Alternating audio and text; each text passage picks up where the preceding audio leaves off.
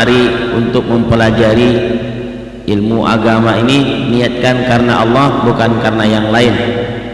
Disebutkan dalam sebuah hadis dalam kitab yang sama yang saya buka pada sore hari ini, orang yang berangkat menuju masjid, orang yang berangkat menuju masjid dengan niat satu saja, niatnya ingin mempelajari kebaikan, tak ada yang lain, bukan karena ikut-ikutan, bukan karena ada sarapan, bukan, niatnya cuma satu aja Pak, ingin dirinya jadi lebih baik saja hidup ini. Maka kata Nabi apa? Kana lahu ka ajri hajjin, maka baginya dapat pahala seperti pahala orang yang haji. Tamma hajjatuhu, sempurna hajinya.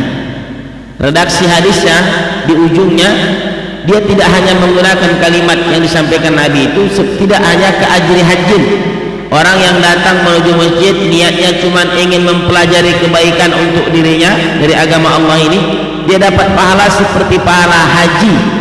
Harusnya itu aja sudah cukup, tapi di ujungnya ditambah lagi tamma hajjatuhu, sempurna hajinya. Nabi ingin jelaskan ternyata ada juga orang yang haji tapi hajinya mabur, kata orang Jawa. Haji ini mabur. Haji ini apa? Mabur. Ini orang Jawa begini. Oh ini. Mabur itu apa? Terbang. Terbang itu apa? Hilang tuh. Capek dia haji 40 hari, 35 hari, balik ke Indonesia tak ada yang berubah dari dirinya. Tapi ada orang yang hanya datang ke majelis ilmu, niatnya ingin memperbaiki diri menjadi orang yang baik, maka dia dapat pahala seperti pahala haji, sempurna hajinya. Mudah-mudahan Bapak Ibu dapat pahala haji semua, amin. Nah, jadi walaupun Bapak Ibu mungkin belum ada yang belum berangkat haji, insya Allah dapat pahala haji dulu, jadilah. Mudah-mudahan setelah ini baru berangkat, amin. Nah, kalau Bapak Ibu belum bisa haji, ya lama, umroh pun dulu tak boleh. Ulama besar Al-Muhaqqiq Ad-Da'i ilallah Al-Habib Zaid bin Ibrahim bin Smith yang disebutkan oleh Mbah Maimun Zubair dalam kitabnya Al-Ulama Al-Mujaddidun, ulama pembaharu, diantaranya adalah pengarang kitab ini. Kita kirim Al-Fatihah untuk beliau, mudah-mudahan kita mendapatkan keberkahan. Nafa'anallahu bi ulumi fid dharaini. Al-Fatihah. A'udzubillahi minasyaitonir rajim. Bismillahirrahmanirrahim. Alhamdulillahirabbil alamin arrahmanir rahim maliki yaumiddin.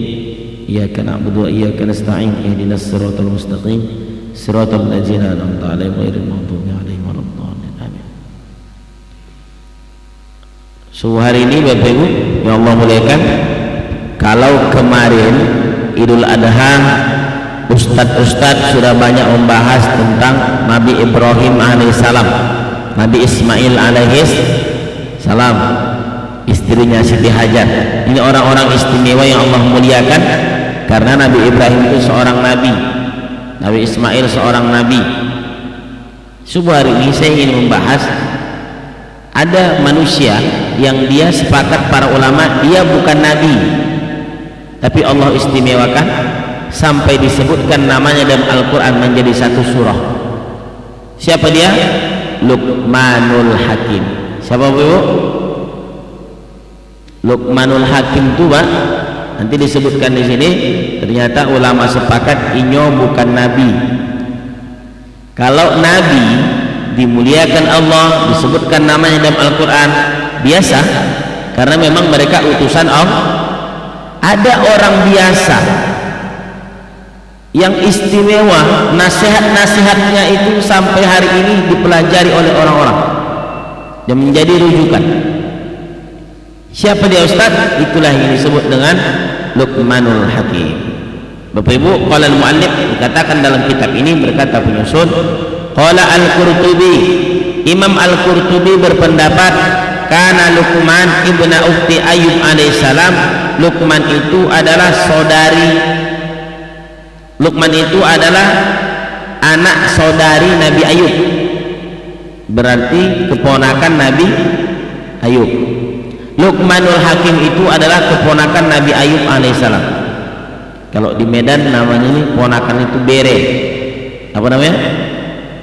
Bere. Kalau sudah bere itu maka dia dipakai. Berarti Nabi Ayub ini tulangnya Luqmanul Hakim. Tulang. Tahu tulang Bapak Ibu? Bukan Pak, tulang itu paman. Kalau di Medan tulang itu paman. Makanya ada teka-teki orang Medan pergi ke Jawa.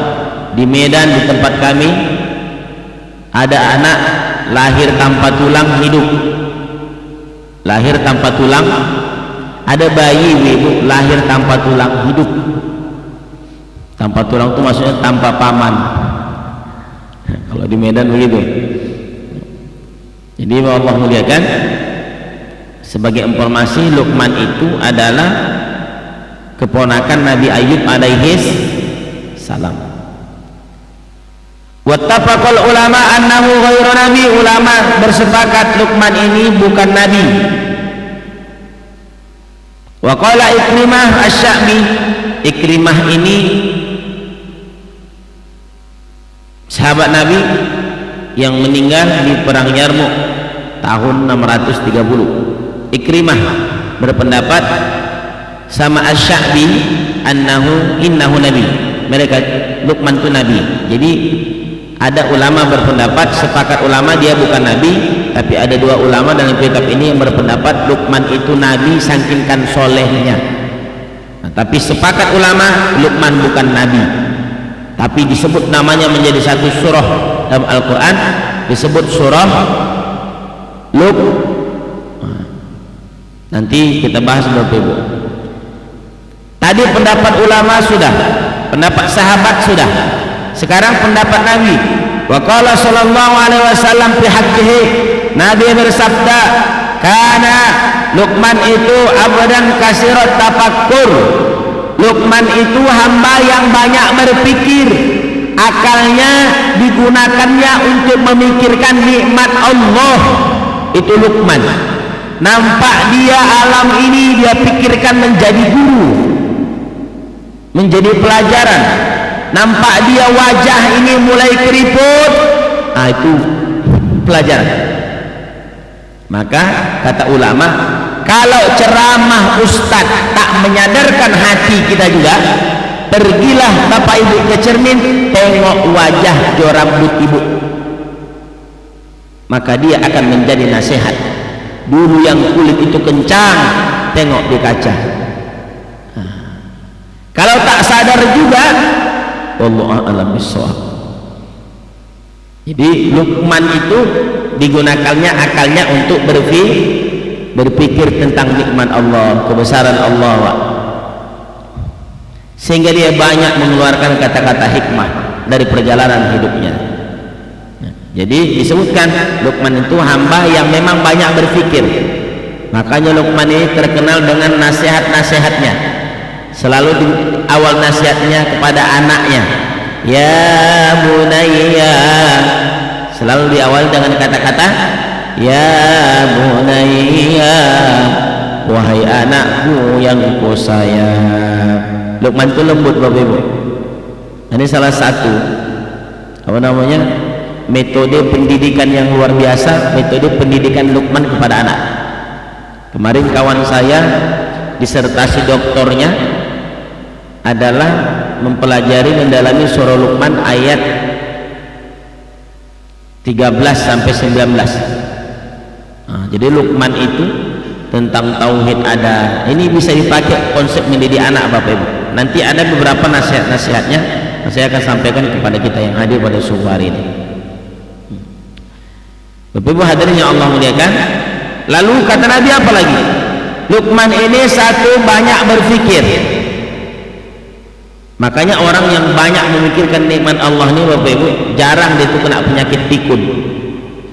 Tapi kalau jarang dia kalau sering memikirkan nikmat Allah, jarang kena penyakit pikun. Tapi kalau tak menggunakan akal pikir ini, mengaji, baca Quran, itu yang